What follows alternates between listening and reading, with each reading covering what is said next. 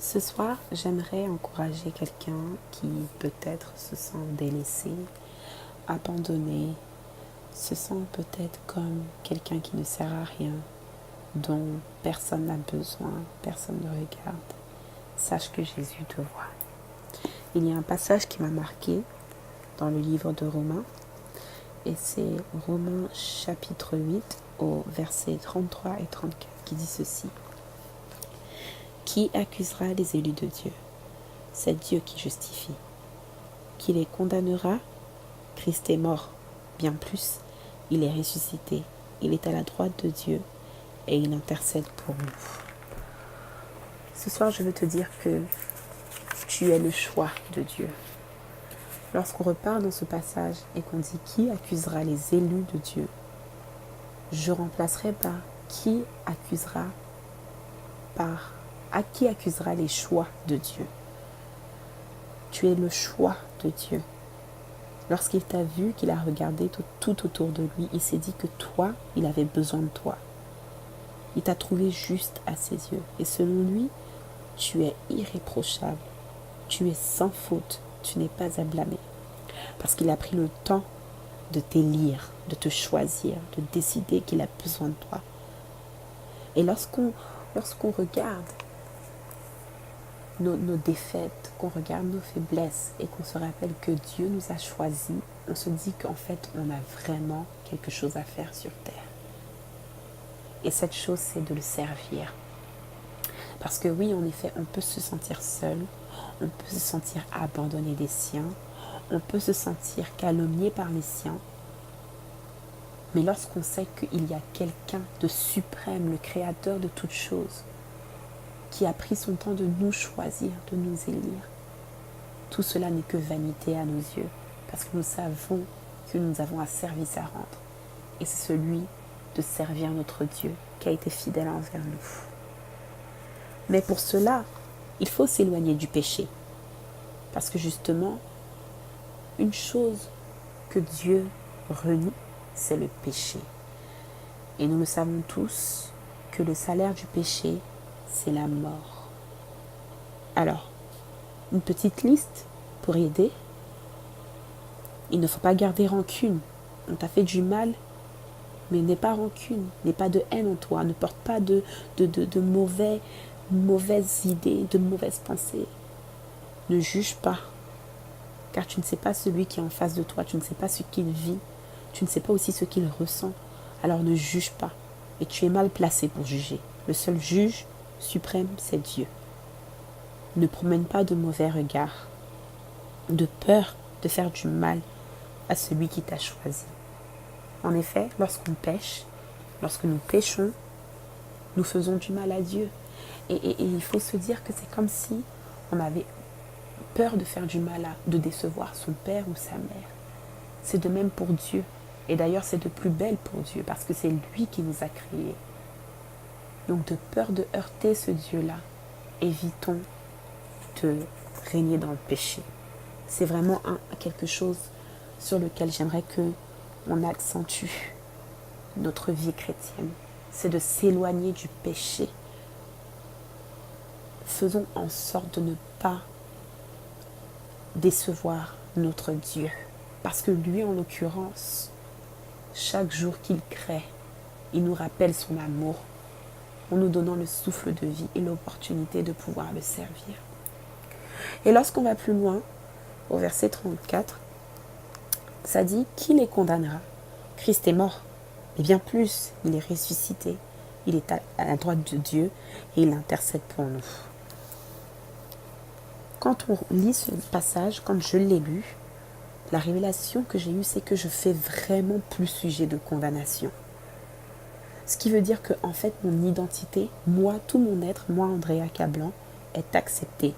Tout mon être est acquitté. Tout mon être est agréé, validé. Parce que quelqu'un m'a approuvé et justifié. Et ce quelqu'un, c'est Dieu par son Fils Jésus-Christ Nazareth. En effet, il est passé par un sacrifice. Et c'est pour cela qu'il faut aussi comprendre que nous, on doit mener une vie de consécration. Le sacrifice va avec la consécration. Amen. Le sacrifice va avec la consécration. Oui, Jésus s'est sacrifié pour nous. Il s'est sacrifié pour que justement toute cette identité que nous sommes soit validée, soit acceptée, acquittée et non condamnable. Et pour cela, le sacrifice par lequel il est passé, c'est celui de se donner la mort. Imaginez, la mort. Il faut y penser comme si on éteignait la lumière. En général, lorsqu'on éteint la lumière, c'est un signe de repos. Quand on s'en va dormir, on éteint sa lumière. On est dans le noir, on ne fonctionne plus. Notre âme s'en va au repos. Mais quand cette même lumière s'allume, notre âme reprend vie. Tout refonctionne. Et c'est de même pour le sacrifice de Jésus pour nous. Il a pris la charge de s'éteindre, d'être cette lumière éteinte pour que nous puissions dormir, avoir du repos. Et puis il est ressuscité afin que tout ce qui était en nous condamné ne le soit plus. Il ne faut jamais avoir peur. Il ne faut pas craindre parce qu'il intercède pour nous. Regardez un peu l'image. Il a vécu sur terre. Jésus a eu une vie, je veux dire. Il a vécu sur terre, mais il l'a vécu humblement.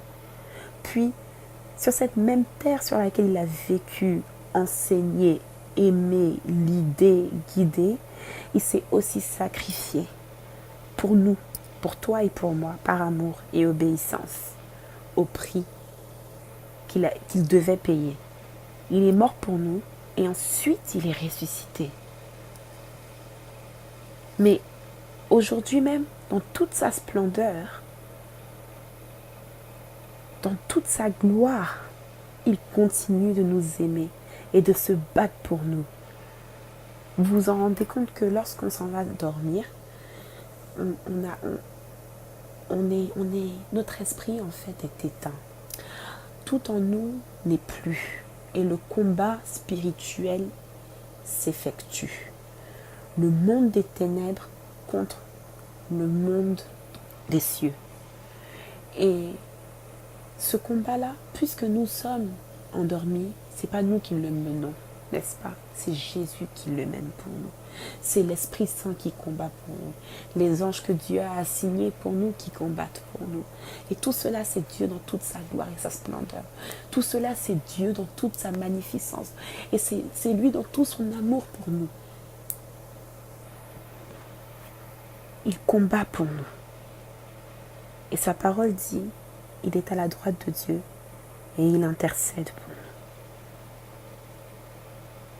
Donc imaginez-vous que chaque jour que Dieu crée, chaque journée, j'ai envie même de dire, chaque journée que Dieu crée, Dieu combat pour nous fidèlement. Jésus combat pour nous, il intercède. Intercéder, c'est prier en faveur de quelqu'un, plaider en faveur de quelqu'un. Ça veut dire qu'il t'a tellement trouvé bon, juste, favorable à ses yeux, que même dans toute sa splendeur, encore une fois, assis sur son trône, il continue de demander faveur pour toi. Tu es favorable à Dieu, tu es son choix. La vie n'est pas facile parce que nous vivons dans un monde malsain.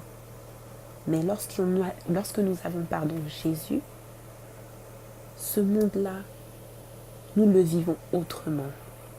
Nous y vivons autrement. Notre manière de marcher, autrement. Notre manière de penser, de parler, autrement.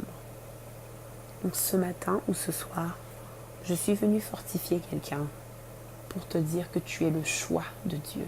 C'est un rappel. Ton Dieu t'a créé pour sa volonté. N'oublie pas que le sacrifice va avec la consécration. Amen. Que ta vie soit consacrée à Dieu. Sois béni.